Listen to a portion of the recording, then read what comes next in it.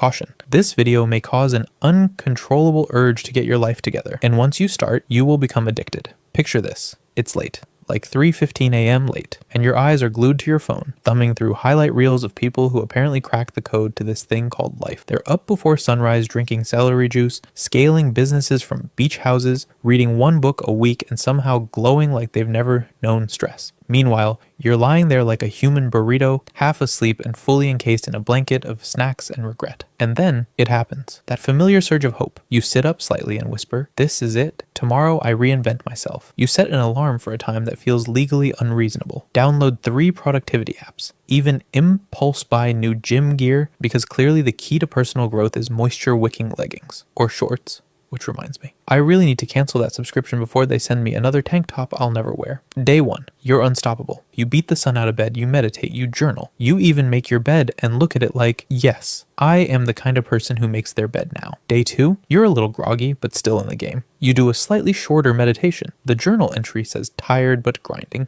You're proud. Day 3, you hit snooze so aggressively your phone files an emotional distress claim. Your journal now doubles as a coaster. By day 4, your motivational gym outfit is serving its true purpose. Loungewear for binge watching your favorite Netflix series? Sound familiar? Of course it does. You're not a failure. You're not lazy. You're just running on software that wasn't built for this modern mess of distractions. And here's the twist no one tells you. This isn't your fault. The entire self-improvement playbook you've been handed? Total garbage. But don't worry. I've got a much better system. No cheesy affirmations, no superhuman discipline, and absolutely no pretending celery juice is actually delicious. Let's kick things off with the real saboteur, dopamine. Step 1, the dopamine heist that will open your eyes. Before you remember where or who you are, your thumb is already in motion. Notifications, reels, your ex's cousin is now a fitness coach with a 6-pack and a podcast. Wonderful. What's really happening? Your brain just got hit with a dopamine tidal wave, the same neurochemical that lights up when you eat chocolate, win the lottery, or partake in adult activities. You know what I mean.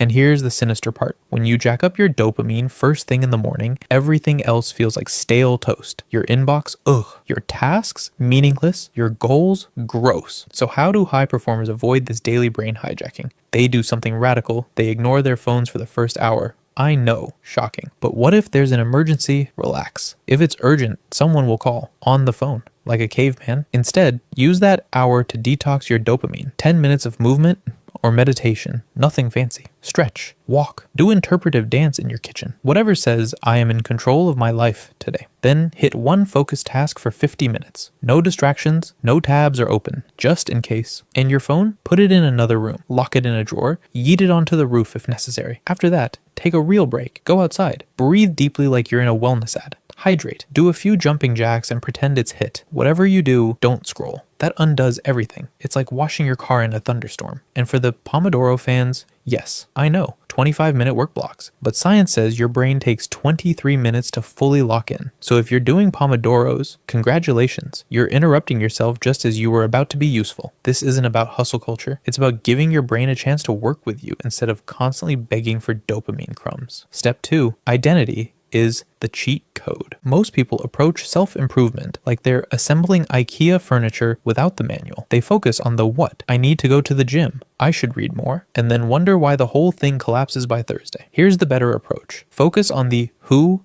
Say this with me. Out loud. I dare you. I am an athlete. Okay, maybe not out loud if you're on a bus, but say it in your head like you mean it. Because here's the thing. Identity drives behavior. Athletes don't wake up and debate going to the gym. They just go. Writers write, readers read, Netflix bingers. Well, you get the idea. Stanford research shows your brain wants to stay consistent with your identity. So the trick is to choose the identity first and let your actions follow. Build a simple habit around that identity each day. Write it down in the morning. I am a focused creator. I am someone who moves every day. I am a reader of books, not just tweets. Then spend the day collecting small wins to prove it to yourself. At night, reflect on it, even for 30 seconds. Did you live up to your identity today? Congrats. You're rewiring your brain. Step 3. Identity is the real-life game cheat. Most people treat self-improvement like they're trying to bake a cake with no recipe, just vibes and a vague memory of a YouTube video. They focus on actions. I should start running. I need to read more. I guess I'll wake up at 5 a.m. and drink lemon water because a billionaire on TikTok said so. Then Shocker. It all unravels by midweek and suddenly your gym shoes are being used as doorstops. Here's the real unlock. Don't focus on what to do. Focus on who you are. Say it with me. Mentally, unless you're in a meeting, I'm the kind of person who, that's the secret. Identity leads, behavior follows. Runners don't wrestle with existential dread over jogging. They just put on shoes and go. Writers write. Musicians practice. You get it. Stanford researchers have shown that we're hardwired to move in alignment with how we see ourselves.